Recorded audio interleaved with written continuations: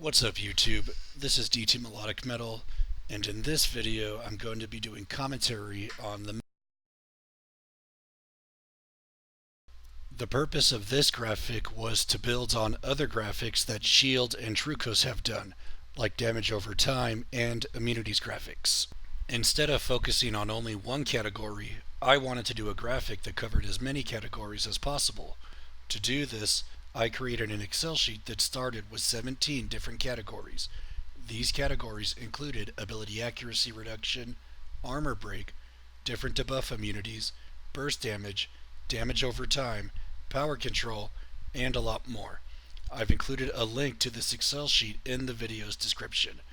Once I finished that list of 17 categories, I condensed it to 10 categories, which included ability accuracy reduction, healing control, regeneration, damage over time, and a few other categories. From those 10 categories, I condensed it a little bit more and came up with 8 categories, which are all shown in the current graphic. Those 8 categories include ability accuracy reduction, healing control, buffs, regeneration, power manipulation, debuffs, immunities, and periphery. Once you understand the criteria used for each of the 8 categories, all of the different icons and letters and shiny colors start to make sense. For ability accuracy reduction, the criteria I used were champions that reduce both offensive and defensive ability accuracy. For healing control, the criteria I used were champions that have reliable heal block, heal reversal, or petrify mechanics. The criteria I used for the buffs category were champions that can reliably produce 3 or more buffs. The criteria I used for the regeneration category are champions that I call path clearers, or in other words, champions that are going to save you a lot of items, whether it's questing, alliance quest, or alliance war. The criteria I used for the power manipulation category were champions that reliably prevent special attack 3s under different scenarios. The criteria I used for the debuffs category were champions that can reliably stack at least 3 or more debuffs. The criteria I used for the immunities category were champions that have at least 2 or more immunities, with 2 exceptions of Omega Red and Hulk Ragnarok. The final category, which I named Periphery, is for champions that don't meet criteria of the other 7 categories, but are still useful for all difficulties of MCOC content. Once I had decided on these 8 categories, I downloaded avatars of every MCOC champion. Originally, I wanted to include every champion in the graphic, but I ended up settling for champions who met category criteria and who were also useful for endgame difficulty content. Once I had decided on which champions were going to be included in the graphic, I arranged those champions by their strongest category. This is why some categories have a lot more or a lot less champions than other categories. For example, the immunities category only has 8 champions included. This doesn't mean that there are only 8 champions in the game that have 2 or more immunities. Champions like Darkhawk, Corvus Glaive, Sentinel, Mephisto, Dormammu, and Vision all have at least 2 immunities. However, all of these champions rank higher in other categories than they do in the immunities category. Darkhawk has the longest heal block in the game at 30 seconds. Corvus Glaive can stack up to 5 buffs, including 4 missions that each give him a cruelty and true strike. Sentinel can stack Incinerate, Shock, Armor Break, and Heal Block debuffs. Mephisto can regenerate close to full health depending on how many souls he has. And Dormammu and Vision are 2 of the best power manipulation champions in the game.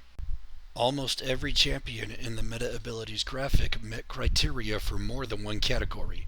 To show which categories champions fit into, I placed the first letter of secondary categories under champions' avatars.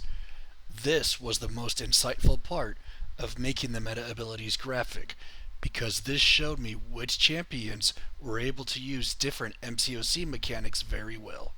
Focusing on the ability accuracy reduction category, you can see Dr. Voodoo has 4 letters under his avatar.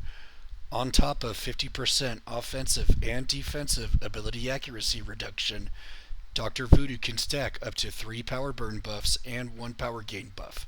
as well as unlimited spirit poison debuffs and multiple power drain debuffs. Dr. Voodoo has reliable power manipulation even against debuff immune AI.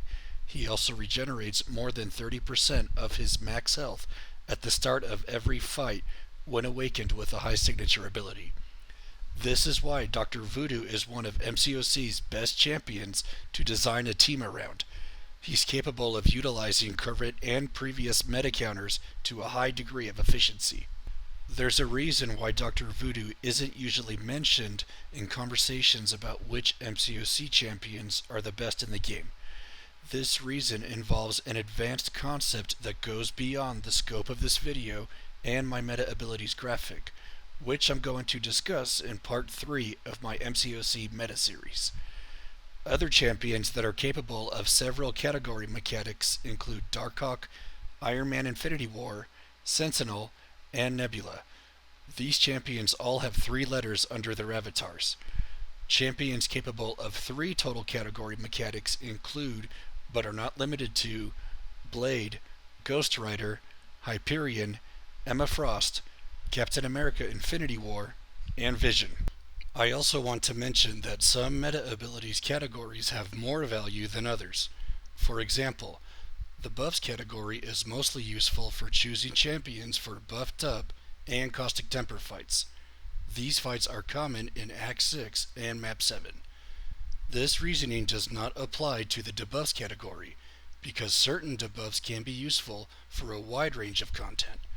Bleed debuffs are useful for Do You Bleed and Disc Track nodes. Poison debuffs are useful for Acid Wash and Disc Track nodes.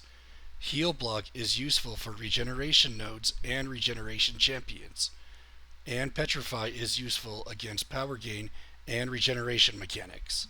Furthermore, Ghost and Emma Frost rank in less meta abilities categories than Nebula and Dr. Voodoo, but their immunities utility make them 2 of the most useful champions in the game. Now that I've discussed the content of my meta abilities graphic, I'm going to give a few examples of how the graphic can be used for different areas of MCOC content. If you recently started playing MCOC, the healing control category is useful for a Magneto fight in Chapter 2 of Act 4 that has a 1% health regeneration node.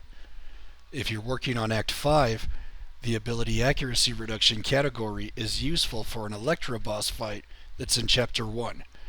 If you're a more experienced player, the immunities category is useful for the Ultron boss fight in Chapter 1 of Act 6.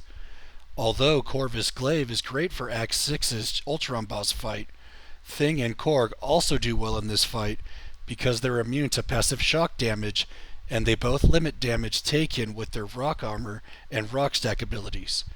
Emma Frost can also do well against Act 6's Ultron boss when she's awakened with a high signature ability. Let's say the next Celebrity Challenge event has node combinations we haven't seen before. I'll give 5 examples. Buffed Up and 6 Cents for Iron Man Infinity War is 1. Acid Wash and Diss Track for Blade is 2. EMP Modification and Lionheart for Sabretooth is 3. Caustic Temper and Do You Bleed for Red Hulk is 4. And Crit Me With Your Best Shot and All or Nothing for Magic is 5. For Buffed Up and 6 Cents against Iron Man Infinity War, you need True Strike and at least 3 buffs. 2 options for this node combination are Corvus Glaive with his Proxima Midnight synergy and Proxima Midnight. For Acid Wash and Diss Track against Blade, you need at least 3 total debuffs, including at least 1 poison debuff. Dr. Voodoo and King Groot are solid options for this combination. For EMP Modification and Lionheart against Sabretooth, you need to survive passive shock damage and stop regeneration. Hulk Ragnarok is the best option for this fight, because he regenerates 70% of damage taken while under passive damage effects, and his special attack 1 heal block is not countered by Lionheart like Petrify is. For Caustic Temper and Do You Bleed against Red Hulk, you need Poison Immunity, a Fury buff, and Bleed debuffs. Medusa and to a lesser extent Ultron would work for this fight. For Crit Me With Your Best Shot and All or Nothing against Magic, you need a high critical hit rate and ideally power manipulation. Spider-Man Stark Enhanced and Ghost would be best for this fight.